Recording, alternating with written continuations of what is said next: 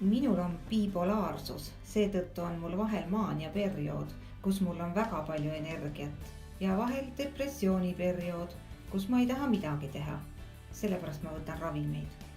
Tegevusterapeut koostas mulle päevaplaani, tänu millele saan oma meeleolu stabiilsena ja kontrolli all hoida.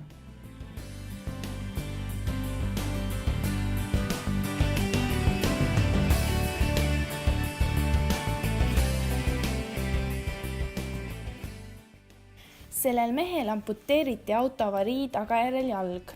Tegevusterapeut koos teiste spetsialistidega valis talle sobiva proteesi ja nüüd ta saab taas sporti teha.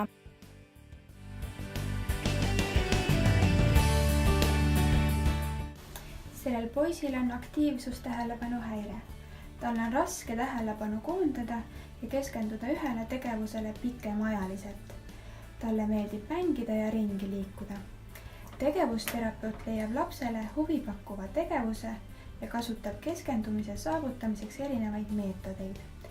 Tegevusterapeut nõustab lapse lähedasi, kuidas leida ja kasutada sobivaid vahendeid ja meetodeid lapse tähelepanu hoidmiseks.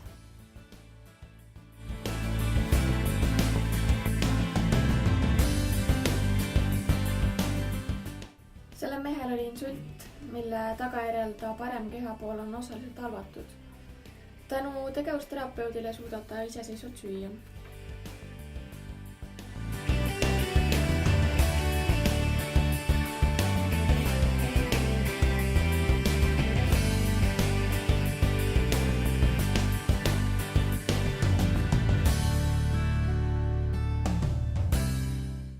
Sellel onul on dementsuse diagnoos. Ta unustab tihti asju ja iseennast. Kes ta on ja kuhu ta kuulub. Tegevusterapeut suunab teda ning aitab arendada tema kognitiivseid võimeid.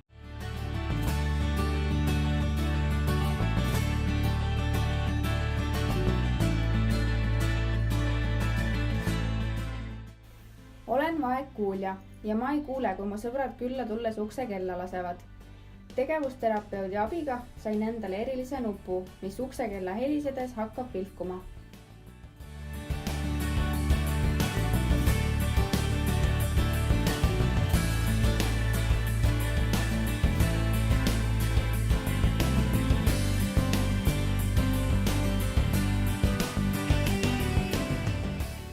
Mina kasutan liikumiseks ratastooli, aga ma tahaksin palju suuremat liikumisvabadust. Tänu tegevusterapeudile on mul nüüd kohandatud auto ja ma oskan seda juhtida.